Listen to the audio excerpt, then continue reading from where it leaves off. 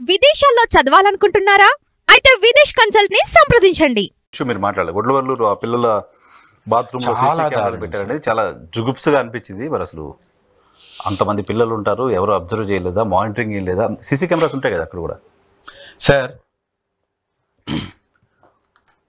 ఒక గురుకుల పాఠశాలలో విద్యార్థి గర్భిణి అయిందనే విషయాన్ని కూడా మనం ఇప్పుడు మాట్లాడుకున్నాం. విద్యా వ్యవస్థని పూర్తిగా గాలికి వదిలేశారు లోకేష్ గారు. కాబట్టే ఈ సంఘటనలన్నీ జరుగుతున్నాయి. 28 కెమెరాలు, హైడ్ కెమెరాలు అక్కడ ఉన్నాయి అంటే ఏం చేస్తుంది సార్ సంస్థ?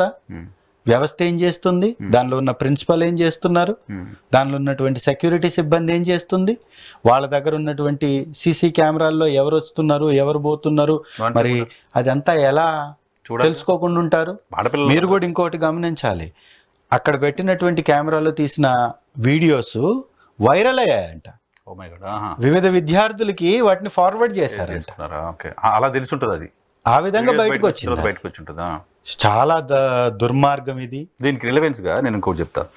పాలిమర్స్ లో చనిపోయారు కదా 17 మంది. ఆ ఇన్సిడెంట్ కి సంబంధించిన యాజమాన్యం పైన ప్రభుత్వం నామమాత్రం కేసులు పెట్టిందా? అవునండి, కేసు నంబర్స్ కూడా నేను ట్విట్టర్ లో కూడా దీన్ని కేసు నంబర్స్ కూడా పెట్టాను. 100% కరెక్ట్. అఫీషియల్ ట్విట్టర్ హ్యాండిల్లో నేను పోస్ట్ చేశాను. క్రిమినల్ కేసు కదా వాళ్ళపైన.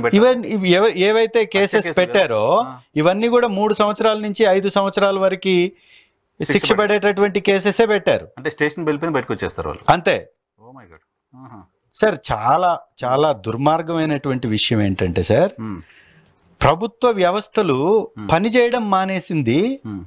అనేక సందర్భాల్లో మాలాంటి వాళ్ళు మాట్లాడిన వాళ్ళ మీద కేసులు పెట్టడం, ఎదురుదాడి చేయడం తప్ప వీటి మీద ఎలాంటి నిర్ణయాలను కూడా, ఎలాంటి చర్యలను కూడా తీసుకోవట్లా. చూడండి, వారి మీద పెట్టినటువంటి నమోదైన ఎఫెన్షియా ఫార్మా కంపెనీ 17 మంది చనిపోయారు. దీనిలో యాజమాన్యం మీద పెట్టినటువంటి cases 106, 125B, 125A BNS sections పెట్టారు. వీటిల్లో అత్యంత ఎక్కువ 5 సంవత్సరాలు మాత్రమే శిక్ష పడుతుంది, తక్కువ 3 సంవత్సరాల్లో కూడా బయటకు వచ్చేస్తారు. ఈ స్టేషన్ బెయిల్ కూడా ఇచ్చే కేసులు ఇవి. 7 సంవత్సరాల లోపంతా స్టేషన్ బెయిల్ వస్తుంది కదా. ఆ రోజు పాలిమర్ సంఘటనలో చనిపోతే పెద్ద ఎత్తున ఈ పెంపుడు మీడియా మా ప్రభుత్వం మీద విమర్శలు చేసింది.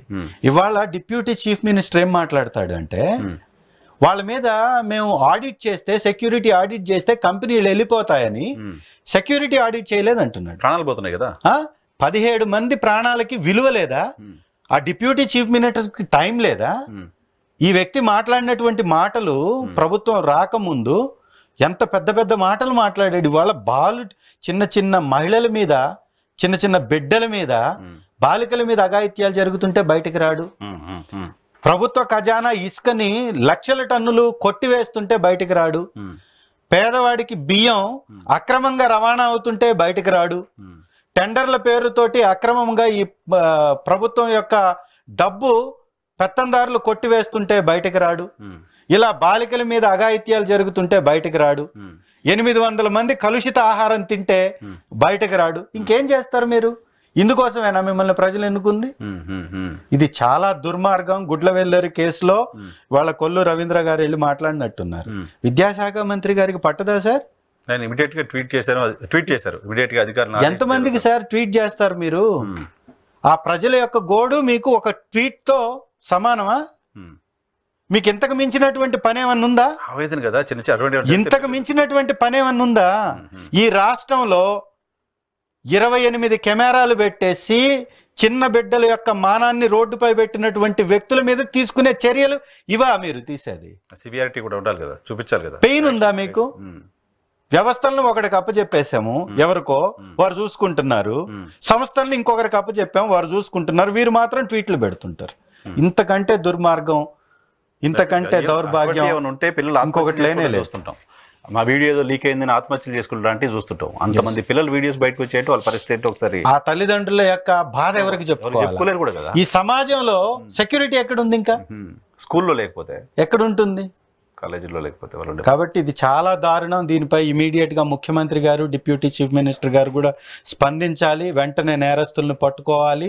ఇంకొక దగ్గర జరగకుండా ఇమీడియట్ గా దీనికి అడ్డుకట్ట వేయాలి, చర్యలు తీసుకోవాలి.